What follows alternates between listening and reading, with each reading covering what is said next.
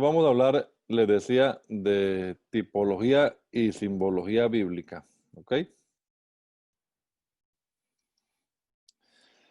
Entonces, realmente esta clase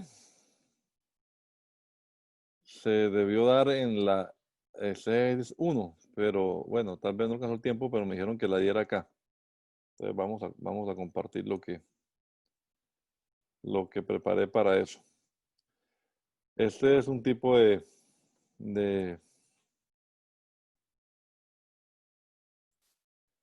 un tipo de literatura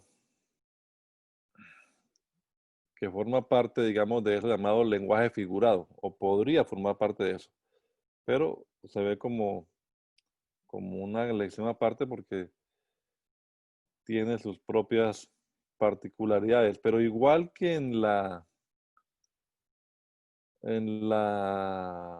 lección que ustedes vieron seguramente el lenguaje figurado, quiere decir que aparte de lo que uno puede leer e interpretar literalmente de una frase, pues que hay otro mensaje, ¿no? Entonces, de eso tratan los tipos y los símbolos en la Biblia. Para esta lección me basé específicamente para esta más en el libro de José M. Martínez, Hermenéutica Bíblica, complementado con ese que les mostré ahí de Manual de Interpretación Bíblica de Hartil, libro bien viejito, pero para este tema tiene bastante contenido. Y por último, de este señor, libro de Hermenéutica Interpretación Eficaz hoy de Clie. Esos tres fueron los que usé para esta lección. Entonces, de la lectura eficaz de la Biblia no tiene casi nada de tipología, pero ese es el que vamos a usar para los demás temas. Bien, entonces, ¿qué es lo que vamos a ver aquí? Pues vamos a hablar del lenguaje figurado, como les estaba diciendo, ¿no? Entonces, un tipo de lenguaje en el que se expresa algo distinto de lo que indica realmente el sentido literal. O aparte del sentido literal, hay algo más allí. Entonces vamos a mirar acerca de los tipos y símbolos bíblicos, porque pues por supuesto hay tipología y simbología en otros escenarios, pero nos vamos a limitar a referir únicamente a los que están contenidos en la palabra de Dios, por supuesto. Entonces, de eso es que vamos a estar hablando. Vamos a hablar entonces de la tipología.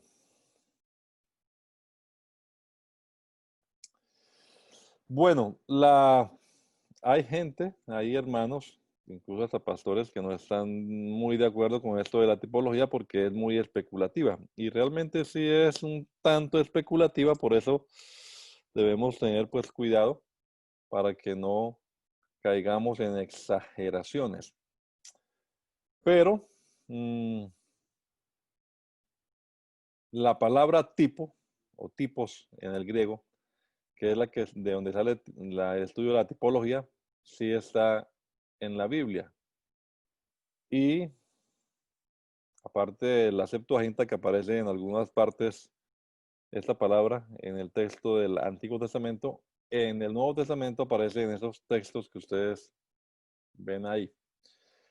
Y fíjense que no en todas significa lo mismo.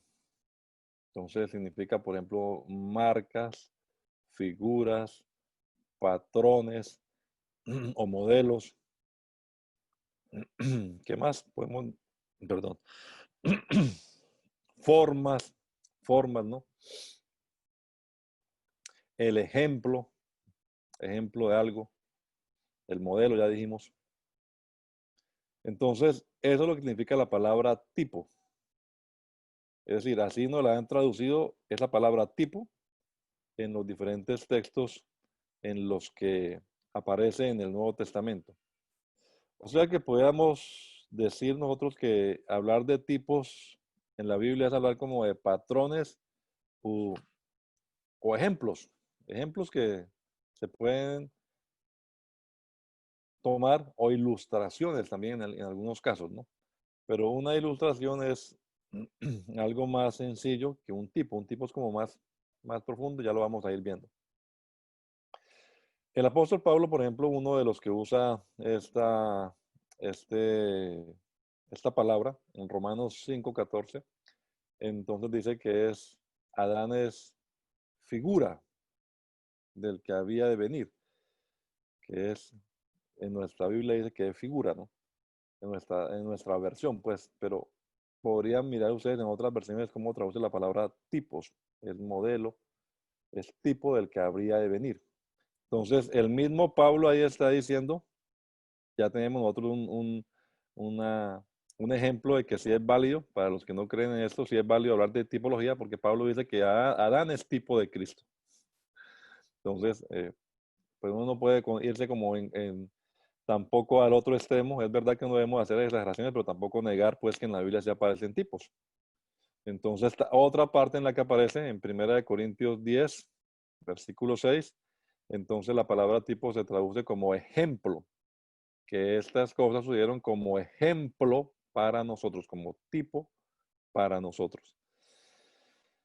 Entonces, realmente, cuando hablamos de tipología, nosotros podemos decir que la tipología es como está ahí literalmente, el establecimiento de conexiones históricas entre determinados hechos y personajes o cosas del Antiguo Testamento que se llamarán tipos y determinados hechos, personajes o cosas del Nuevo Testamento que se llamarán entonces antitipos. ¿Ya? Esa es como la definición más básica de eso. Sin embargo, ese tipo de conexiones pues debe tener ciertas características, ¿no? Es decir, esa correspondencia no se puede hacer arbitrariamente. Entonces debe corresponderse. Debe haber cierta analogía entre una cosa y la otra.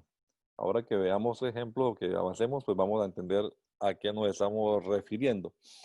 Pero si llega a faltar el carácter objetivo entre el tipo y el antitipo, entonces se puede estar frente a una ilustración, un ejemplo que se toma del Antiguo Testamento, o una alegorización, que eso es otra cosa, pero no frente a un tipo o a un caso de tipología bíblica propiamente dicho. Entonces, la alegorización y la ilustración también es válida, no es que eso sea erróneo ni que sea herético, pues, pero no es tipología bíblicamente establecida, pues. Entonces, la alegoría y la ilustración también se usan en la Biblia, pero es otro tipo, son como ejemplos, digámoslo así. Ya no es como algo tan especializado como la tipología. Además, también el tipo y el antitipo entonces debe tener similitudes básicas, aunque en algunas cosas haya, por supuesto, diferencias. Entonces no quiere decir que porque en todo no sea igual, pues que no corresponda a un tipo.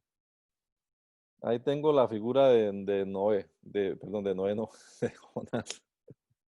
De Jonás. Entonces, ustedes saben, hermanos, que el mismo Señor usó a Jonás como tipo, pero únicamente en el sentido en el que estuvo 3 días y 3 noches en el vientre del pez, no en lo demás, porque si usted va a comparar el libro de Jonás o lo que sabemos de Jonás con Cristo, pues obviamente que hay diferencias abismales, ¿no?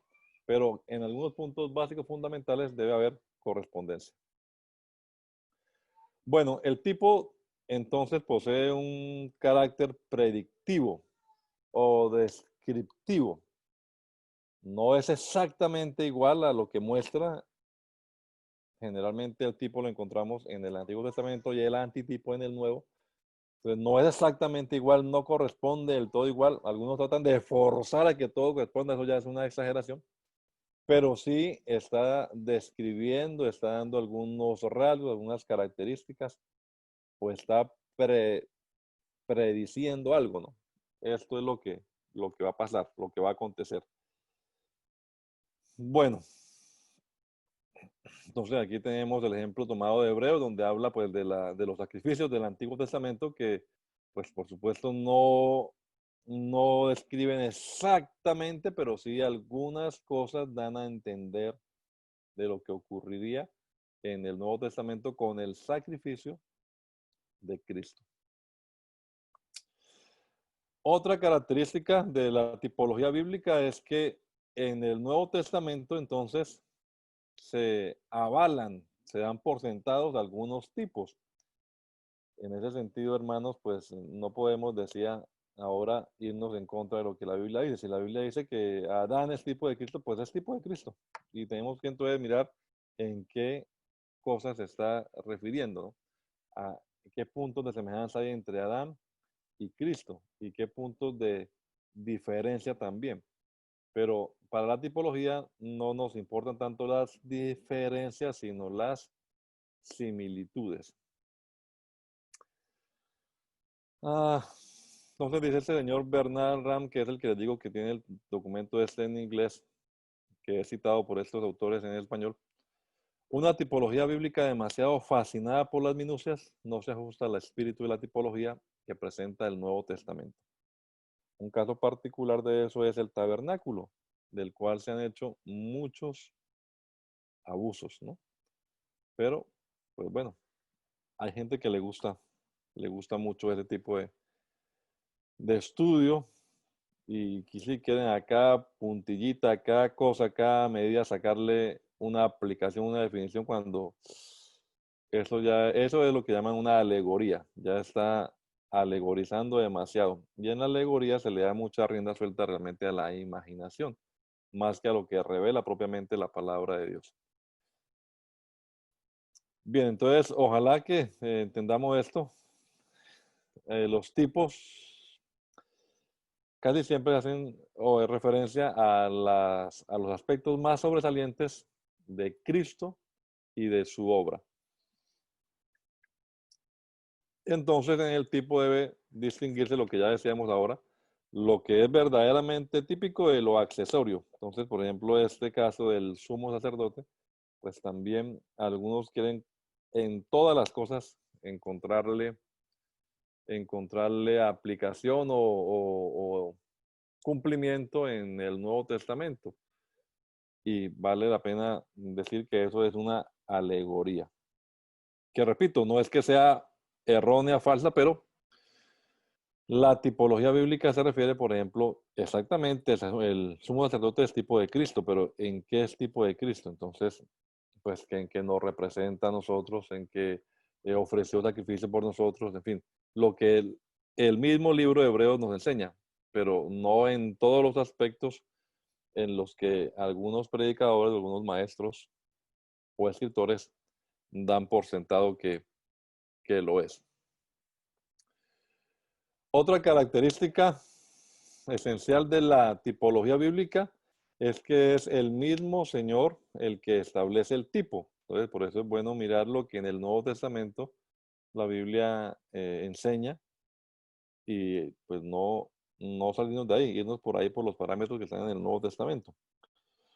Entonces, los tipos generalmente, por ejemplo, el tabernáculo que abunda en tipología, pues fueron diseñados por el Señor, no fueron inventos de algún ser humano, sino que es el Señor el que está dando el tipo y obviamente pues tratando de predecir algunas cosas en el Nuevo Testamento. Entonces reiteramos que el Nuevo Testamento nos da claves de lo que se debe considerar como tipo y lo que no es. Aquí cabe la pregunta, ¿será lícito entonces considerar como tipos a personas, eventos, circunstancias o acontecimientos o cosas del Antiguo Testamento que no encontremos en los textos del Nuevo Testamento como explícitamente un tipo de algo? Bueno, entonces ahí la respuesta es, hay que ser prudentes y hay que actuar con sobriedad. O sea, sí se puede hacer, sí uno puede encontrar definitivamente algunos tipos. No todos están descritos en el Nuevo Testamento. Por decir algo, usted no encuentra en el Nuevo Testamento que José sea tipo de Cristo. Eso no está en el Nuevo Testamento. José, no Josué, sino José, la historia de José. Pero si usted estudia la historia de José, usted se dará cuenta que en algunas cosas José sí definitivamente es tipo de Cristo, sin caer, repito, en exageraciones. Bien, son las características de los tipos en la Biblia. Veamos la forma en la que los clasifican algunos. Pues esto de clasificación también hay diferentes formas de clasificarlos, pero los que más han resaltado, los que más están de acuerdo los estudiosos de la exégesis, es en las personas. Algunas personas o tipos personales tienen un marcado carácter tipológico. Entonces ya hemos dicho, por ejemplo, Adán, la Biblia dice Adán es tipo de Cristo. Abraham también es tipo de los creyentes justificados por la fe. Pues nosotros también somos justificados con el creyente Abraham. La figura de Melquisedec, por ejemplo, esa también es un tipo, por supuesto, de la función sacerdotal de Cristo en el nuevo orden, ya no el orden levítico. Hebreos también habla, por ejemplo, de Josué como el dador del descanso y del reposo, es tipo de Cristo en ese sentido. Y otros personajes más del Antiguo Testamento que revelan algunos aspectos, algunos caracteres de Cristo. De las personas, algunas personas del Antiguo Testamento pueden ser tipo de Cristo. Vea ese libro, por ejemplo, dice que hay 13 personajes del Antiguo Testamento que estaban prefigurando a Cristo. No lo he leído, faltaría leerlo a ver qué tan de acuerdo estamos y qué tanto no. Otro tipo de literatura, perdón, otro tipo de literatura, no, otro tipo de tipología. Entonces se refiere a los materiales, a las cosas o a los objetos del Antiguo Testamento que tienen un carácter tipológico. Y aquí, pues, el ejemplo sobresaliente es el tabernáculo. En el tabernáculo, los utensilios, esas cosas, objetos, fueron diseñadas por el Señor y tienen alguna cumplimiento en el Nuevo Testamento. Por decir algo, por mencionar un ejemplo nada más, el candelabro. Entonces hemos sido enseñados, el candelabro es tipo de la iglesia. Esa iglesia que debe estar siempre llena del Espíritu Santo, que debe ser lumbrera, no podía apagarse, siempre debía estar iluminando. Fue hecha por moldeada a martillo, no fue por fundición de un solo bloque, ¿no? No eran varios ensamblados, atornillados, sino de un solo bloque, era un solo cuerpo, una sola prenda. Hay varias cosas que podríamos mencionar de esto. Y así los demás ejemplos u objetos, perdón, del, del tabernáculo que se encuentran en el Antiguo Testamento. Por mencionar a algunos otros, ahora que mirábamos lo de el arca del pacto, pues allá estaba el maná. Y el maná también es tipo de Cristo. Ahora estaba haciendo las devocionales estos días sobre Juan 6 y allí aparece el maná y aparece Jesús como ese pan de vida. Bueno, hay muchos ahí para mencionar. También están los institucionales, es decir, las fiestas, las celebraciones, los sacrificios, que también en cierta manera pues están mm, simbolizando, o la palabra no es símbolo porque es otra cosa, pero es tipificando, entonces, colocando como ejemplo, como prediciendo algo que se cumpliría en el Nuevo Testamento. El ejemplo clásico aquí, pues por supuesto, es el Éxodo y particularmente la Pascua, ¿no? La celebración que se hacía, que se recordaba cada año. Pues si usted va al capítulo 12 del libro de Éxodo, no le va a quedar difícil a una persona que tenga un conocimiento básico de las Sagradas Escrituras, de la obra de Cristo, hacer las similitudes entre lo que se hacía en, en esa ceremonia, en ese momento histórico, y lo que pasó también con Jesucristo en el Nuevo Testamento, y los beneficios para el pueblo de Israel y los beneficios para nosotros como iglesia del Señor. Entonces, hay ese tipo de instituciones, tipos entonces de personas, de cosas, de instituciones, sacrificios, fiestas, celebraciones que se hacían.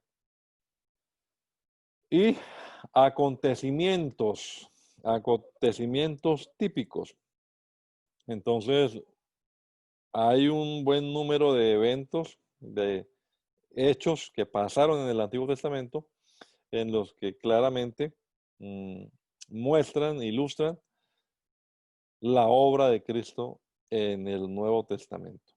Entonces, ahí también es interesante que, pues, en el Nuevo Testamento se menciona, por ejemplo, con respecto al bautismo, por ejemplo, dice que el bautismo, algunos fueron bautizados en la nube, en el mar. Entonces quiere decir que esos acontecimientos de pasar en la nube, de pasar, perdón, por el medio del mar, de estar bajo la nube, pues algo estaban representando, ¿verdad?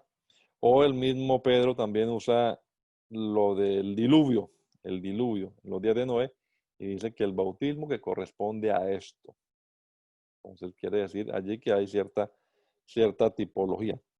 Entonces el paso de los israelitas por el Mar Rojo o varios de esos acontecimientos, por supuesto, son acontecimientos tipológicos. Bien, es la clasificación y las normas que se aconsejan. Repito, normas o reglas, pues suena como a muy dictador, más bien digamos recomendaciones para interpretar apropiadamente la tipología bíblica. Entonces, buscar todos los textos del Nuevo Testamento que aludan directa o indirectamente a ese tipo que se está estudiando. Entonces, cuando uno va a estudiar el tabernáculo, lectura obligatoria, pues tiene que leerse Hebreos para poder, por ejemplo, este libro de este señor, el tabernáculo y el sacerdocio del creyente. Entonces, eh, precisamente el domingo estaba yo predicando acerca del sacerdocio del creyente y texto obligatorio, Hebreos, porque Hebreos nos abre la explicación de lo que ocurrió con Cristo como sacerdote, y etcétera, etcétera. Pues hay que leer todo el Nuevo Testamento y todos los textos que tengan que ver con el objeto que se está estudiando o la persona que se está estudiando para luego hacer la analogía. Entonces, la analogía es la similitud, ¿no? La comparación que se hace entre el tipo y el antitipo. Y repito, hay que limitarla. No puede uno decir, no, en todo. No. Hay cosas que realmente no son tipológicas, aunque forman parte del personaje o del elemento que se está estudiando. Entonces, ¿cuáles sí y cuáles no? Bueno, ahí es donde ya vamos a ir adquiriendo cada uno destrezas a la hora de decidir qué sí y qué no es tipología bíblica. No es cuestión de seguir nada más a un autor o lo que diga un pastor, sino que cada uno debe estar estudiando y mirando y pues también, por supuesto, dejándose guiar por el Espíritu Santo para no caer en exageraciones. Entonces, todo debe estar enmarcado en la enseñanza del Nuevo Testamento. El Nuevo Testamento es la luz encendida, ya se ve claramente. Y lo del Antiguo Testamento, como dice Pablo, era sombra de lo que habría de venir. Entonces, quedémonos con la luz encendida y así con esa luz encendida veremos claramente por qué la sombra proyectaba esta curva. Bueno, ya podremos explicarlo, pero a la luz, no con la sombra tratando de opacar la luz que tenemos en el Nuevo Testamento. Es a lo que se está refiriendo esa recomendación. O sea, tenemos la ventaja, en otras palabras, nosotros que estamos de este lado del Calvario, para hacer una correcta interpretación y limitarla apropiadamente. Bien, eso sería lo que pudiéramos decir nosotros así a grosso modo respecto a los tipos a los tipos o la tipología bíblica del Antiguo Testamento. Entonces los tipos van a estar en el Antiguo Testamento y el antitipo en el Nuevo. Veamos ahora algunas consideraciones, algunas recomendaciones también y algunas diferencias respecto a lo de la simbología bíblica. Simbología bíblica. Bueno, de la simbología bíblica, vamos a mirar, no es fácil definir, no es fácil hacer la separación entre un tipo y un símbolo. No se ponen de acuerdo los escritores a veces en ese tipo de diferencias, pero lo que sí es un símbolo es un ser u objeto que representa un concepto abstracto.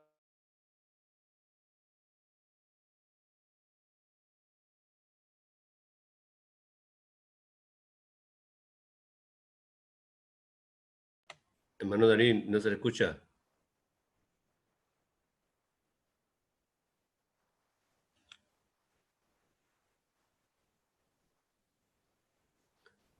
Hermano René, ¿está usted ahí? Sí, creo que es él que tiene alguna dificultad con el internet. Sí. El audio. Voy a llamarlo a ver.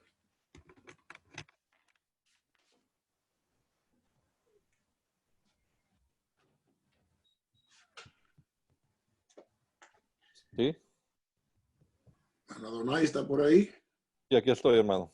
¿Me escucha o no? Se fue ahorita el sonido, ya puede continuar. Ok, ¿en qué parte quedamos, hermano? Qué pena, es que entonces se me cayó el internet tal vez acá. Dígame en dónde estábamos hablando, dónde se fue el audio. El símbolo es un ser u objeto que representa. Ahí quedó. Ok, entonces volvamos a ver, déjenme mirar la presentación.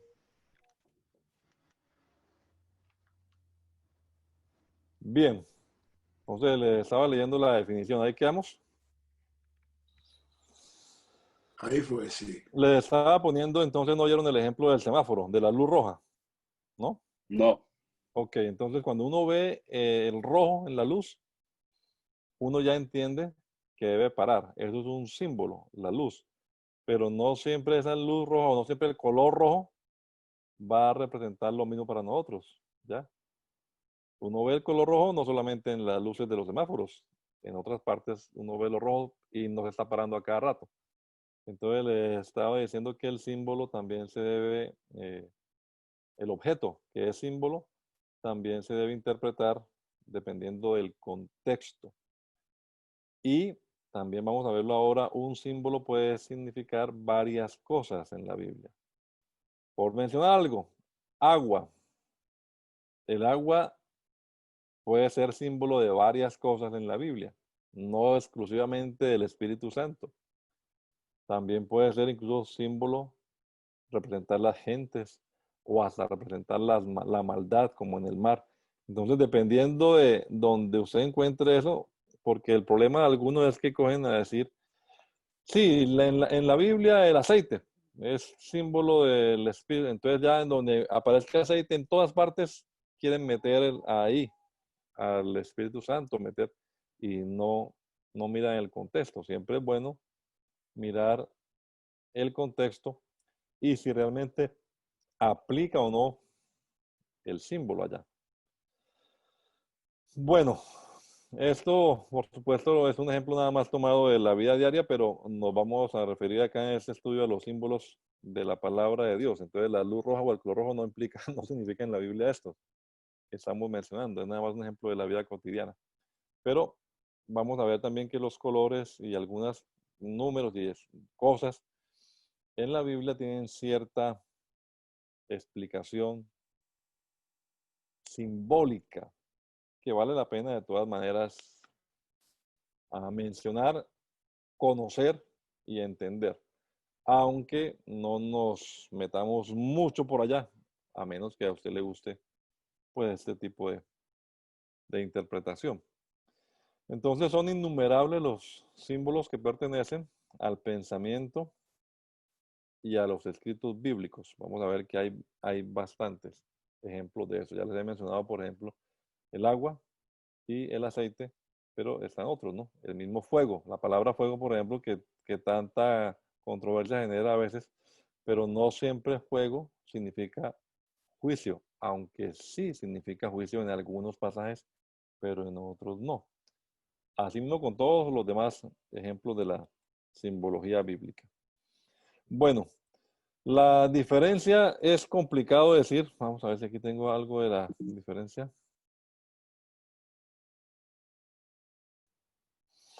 Bien, entonces, algunos dicen que todo tipo podría ser considerado como símbolo porque está representando algo, pero no todos los símbolos se pueden considerar como tipo. De ahí viene que haya esa diferencia, pero no se ponen de acuerdo los autores y pues menos yo también me voy a poner de acuerdo aquí para decirle a ustedes algo que es así o así. No tengo esa autoridad para definirlo.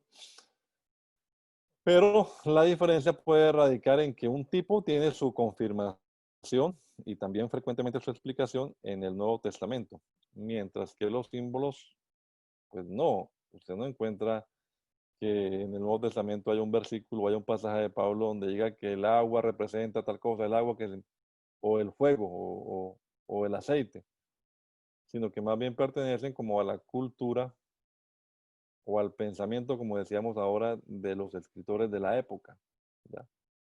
Entonces, para nosotros hoy en día, repito, en los semáforos, la luz roja significa parar, pero no siempre han existido semáforos. Entonces, quiere decir que una época atrás, en algunos años atrás, en los que no había semáforo y la luz roja no simbolizaba parar. Podría simbolizar otra cosa, guerra o sangre o lo que fuera, pero no parar. Entonces, a eso se refiere esto, que los símbolos, pues, no pueden tener diversas explicaciones, mientras que el tipo sí está bien claramente definido en el Nuevo Testamento. Bueno, esta realmente, hermanos, es una de las partes más difíciles de la hermenéutica. Entonces, un mismo símbolo puede representar, repito, en la Biblia varias cosas, especialmente cuando se habla de literatura profética o hasta apocalíptica, que es en la que más abundan los símbolos en la Biblia. Entonces, por eso, cuidado. ¿Cuidado con qué? Pues que aquí hay mucho porcentaje de subjetivismo. Entonces, cabe la especulación, digámoslo así, en este tipo de interpretación simbólica. Y pues es mejor no ser tan especulativos, o sea, es mejor no irnos tan más allá de lo que la Biblia dice. Quedémonos ahí con lo que la palabra de Dios nos explica, aunque claro que sí, para los escritores de la Biblia y en su cultura y en su época, algunas cosas, algunos colores de algunos números tenían unos símbolos que no se puede negar tampoco. O sea, tampoco no vamos a ningún extremo, ni a hablar tanto, ni a negar que un color, un número o una piedra represente algo en algún episodio del Antiguo Testamento. También, con humildad debemos aceptar que hay diversas posiciones, ¿no? Diversas opiniones y pues admitamos que algunas pueden ser correctas, aunque quizás yo no esté de acuerdo, y que alguna que yo diga, pues quizás sea correcta, aunque usted no esté de acuerdo. Es un ejemplo ahí, porque, repito, hay mucho de especulación en esto. Entonces, lo importante es que haya así una analogía lógica, una comparación lógica entre el objeto y lo que está en lo que está simbolizado, pero no meterle ahí mucha fantasía, mucha imaginación, porque entonces vamos a contradecir seguramente a caer en exageraciones que no van a ayudar a interpretar apropiadamente la palabra del Señor, sino que van a más bien a perjudicar la tarea que estamos la meta que estamos tratando de alcanzar.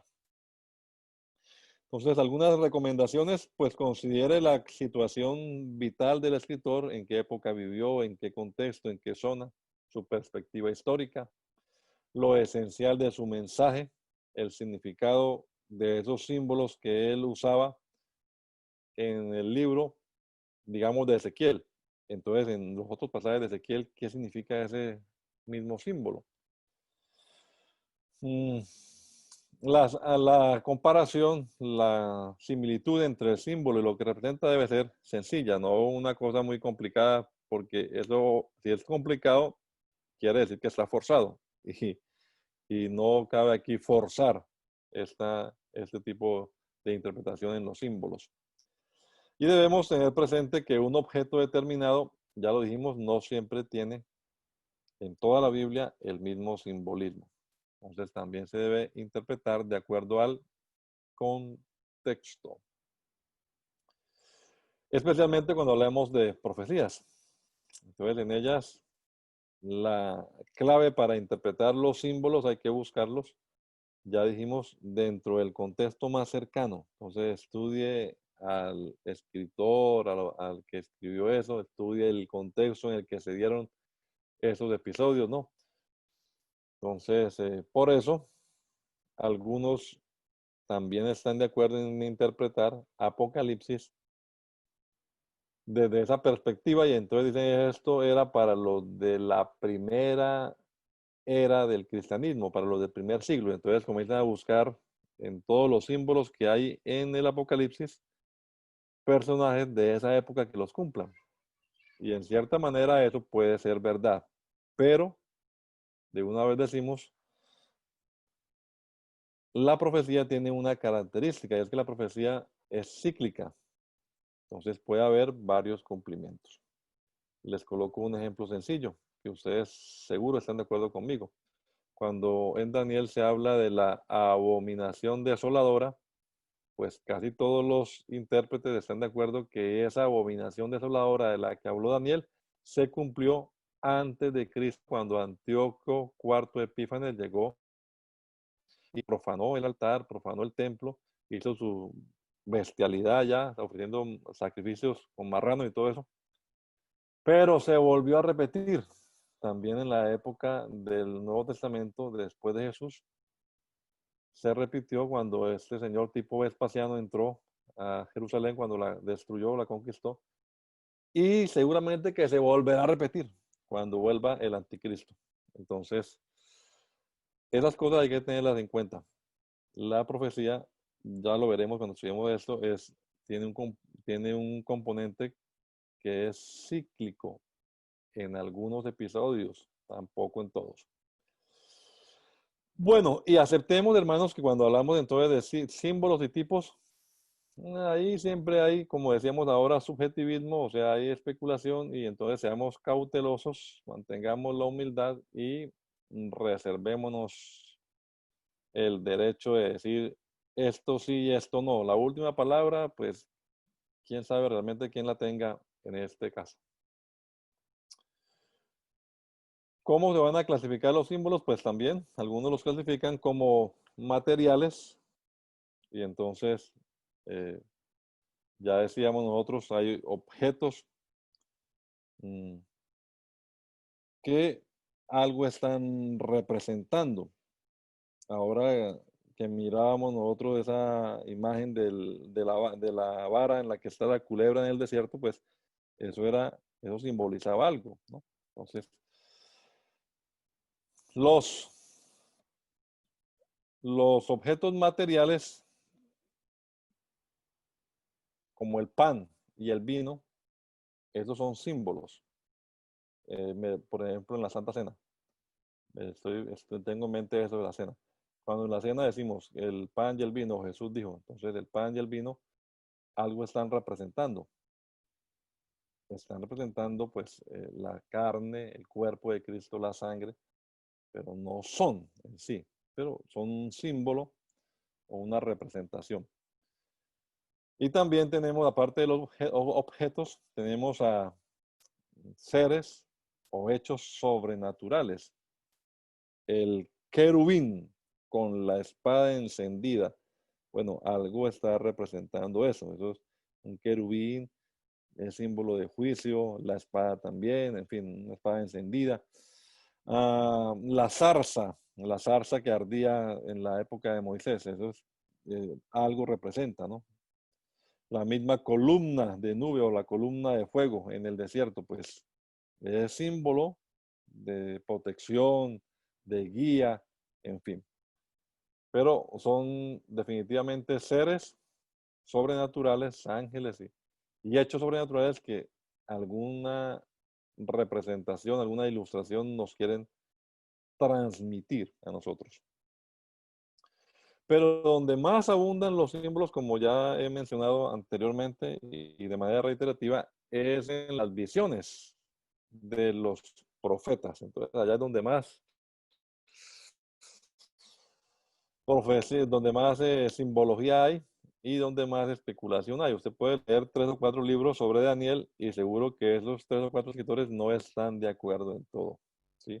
Entonces, para poner un ejemplo sencillo, ¿quién es el hijo del hombre en Daniel 7? Entonces, ahí comienzan las especulaciones. El hijo del hombre en Daniel 7 es el pueblo de Israel. El hijo del hombre en Daniel 7 es Jesús. El hijo del hombre en Daniel 7, para los trinitarios, obviamente, es la segunda persona de la Trinidad. El hijo del hombre en Daniel 7 es la iglesia. Y bueno, entonces, son símbolos. ¿Ya? ¿Cuál sea la verdad? Bueno, ya cada cual deberá hacer la tarea interpretativa, pero teniendo en cuenta siempre el contexto, ¿no? ¿Qué dice el capítulo 7? Más arriba, más abajo. Y pues son las mismas recomendaciones que se le han dado en la Esencia de Hermenéutica 1, que no se pueden olvidar, y aquí tenemos que también nosotros aplicarlas. Entonces, en la profecía hay abundan esas, y en la misma profecía están esas acciones simbólicas. Entonces, las acciones simbólicas, pues aparecen como cosas que tenían que hacer los profetas, ¿no? Ahí coloqué esa que está representando pues a Jeremías cuando tenía que ir y romper una vasija de barro allá delante de todos para que se dieran cuenta, pues era como un símbolo, valga la redundancia, de lo que iba a pasar. Entonces esas son las acciones simbólicas. El olla hirviendo también son cosas que son simbólicas. En la profecía hay cantidad de cosas, hermanos, que son simbólicas. Y acciones como a que ande desnudo, que acuéstese de un lado tal tiempo, que de otro lado tal tiempo, que póngase un yugo encima, que amárrese con una cosa que está podrida, en fin, varias cosas que hacían, acciones que llevan un significado. Bien, ahora miremos algunas cosas o algunos casos particulares de este asuntico de la tipología y simbología. Casos particulares, la cuestión de los números. Entonces, la numerología bíblica, eso llaman algunos la simbología diversa. Entonces, sí, hermanos, pues realmente hay números en la Biblia que representan algo, ¿verdad? Estamos de acuerdo con que el número 1, pues para nosotros que somos gente de la unicidad, pues mucho más. El número 1 tiene algún valor. El número 7, para los trinitarios, por supuesto, el número 3 será el número casi perfecto para ellos. El número 4, el número 5, tienen algún significado en la Biblia. El 40, el 400, los números son múltiplos de 4. En la Biblia también tienen significado. Y ya creo que mencioné el 7, que es el número, pues, por excelencia como ejemplo de la perfección, en fin. Entonces, uno no puede negar que en la Biblia sí algunos números tienen ciertos símbolos. El mismo 14 o múltiplos de 14 también. Sobre todo cuando hablan de generaciones, usted lee Mateo 1 y allá están 14, pero era por algo. O sea, eso no lo explica allí Mateo, pero si usted estudia la cultura hebrea y algún significado tiene el que nada más coloquen 14 Que se repita más bien el número 14 allá. O el número 12. ¿Por qué el Señor escogió 12 apóstoles? ¿Por qué no 14? ¿Por qué no 10? Entonces, el 12 tiene algún significado también. Pero no caigamos en la exageración, ¿sí? De que cada vez que aparece un número en la Biblia lo menciona. Entonces, ¿qué significa eso? Porque, repito, no en todos los casos significa eso. Un número puede ser simbólico o nada más puede ser un número el que se da allá. Hay que tener cuidado para no caer. La gematría es el valor numérico que le dan los hebreos, los judíos, más bien, a las letras, a sus letras, ¿no? Cada letra de ellos representa un número, además. Entonces, algunas personas, pues estudiando esto, han caído en eso de la cábala. Y eso ya es una manera de interpretación casi que esotérica de la palabra o de los textos. O sea, estoy diciendo que está casi en límite con el ocultismo, prácticamente. Y por ahí también han salido libros como ese del Código Secreto de la Biblia y cosas así, que realmente ya se alejan de lo que el Señor nos quiere decir en la Biblia. Entonces, la tarea nuestra como en esta materia y como intérprete de la Biblia es sacar el mensaje que el Señor quiere transmitirnos a nosotros, pero pues si el Señor nos quiere dar un mensaje, no estoy yo de acuerdo en que Él haya pensado dárnoslo a través de números escondidos. O sea, eso de códigos secretos y tal, no, eso ya es demasiada especulación y le repito, eso creo que raya ya realmente en la esotería y en las ciencias ocultas. Por eso, bueno, no irse tan allá, no exageremos tanto, vámonos a limitarnos a lo que la palabra de Dios nos dice. Otra simbología, los nombres. Nosotros casi nunca los traducimos, pero si tradujéramos los nombres, este señor Edesio Sánchez Cetina, un biblista, escribió una vez un artículo muy bonito sobre los nombres en el libro de Ruth. Entonces él cuenta la historia de Ruth, pero traduciendo al español los nombres. Entonces le da a uno como otra perspectiva y como con mayor sentido la historia cuando los nombres son traducidos. No solamente los nombres de Dios, como los nombres divinos, los títulos dados a Dios, sino los nombres en general de los personajes bíblicos. Pues algunos se traducen en la Biblia, pero otros no. Los profetas, por ejemplo, traducen lo admi, lo ruama o otros así por el estilo. Pero otros nombres no se han traducido, pero muchos nombres en la Biblia tienen significados que ayudan para interpretar apropiadamente la palabra del Señor. Y también están los colores. Algunos colores son también simbólicos. Entonces, el azul, por ejemplo, que predomina tanto en las cuestiones sacerdotales y del tabernáculo, pues tienen alguna explicación, ¿no? El rojo también, que dice allá púrpura, también un rojo escarlata o carmesí.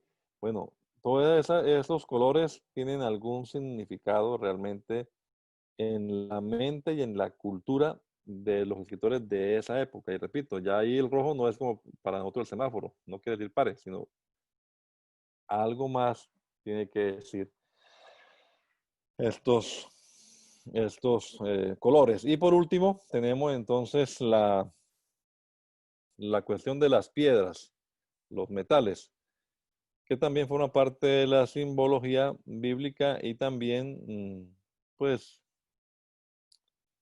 las gemas, las piedras preciosas que se mencionan, por ejemplo, en el Apocalipsis o que se mencionan también en los sacerdotes, en sus vestiduras, pues hombre, es innegable que tienen algún significado, ya son símbolo de algo. Yo he leído por ahí en estos libros que por ejemplo, la plata, me acuerdo ahora, la plata es tipo de la salvación. El bronce es tipo de juicio. Entonces, esos metales, esas piedras preciosas, también tienen algún significado. Pero no podemos entonces, hermanos, negar que la tipología y la simbología bíblica definitivamente sí juegan un papel importante. Quizás no tan relevante, o sea, usted si no estudia tipología y simbología bíblica, igual puede ser salvo y entender para salvación, pero sí hay cosas en la Biblia que son tipológicas y que son simbólicas. Aportan en algo para nuestro estudio exegético en no pocos textos y especialmente son proféticos. Pues hay mucho por estudiar allá. Pero, como ya he reiterado acá en esta charla, es importante que nos movamos siempre con prudencia, reconociendo, hermanos, que estamos frente a un terreno que es muy especulativo. Entonces, no afirmemos, no sentemos doctrina pues sobre una interpretación basada en números o basada en colores y pongámosla como doctrina, porque no es recomendable, aunque algunos lo hagan, pero no es recomendable porque es muy especulativa.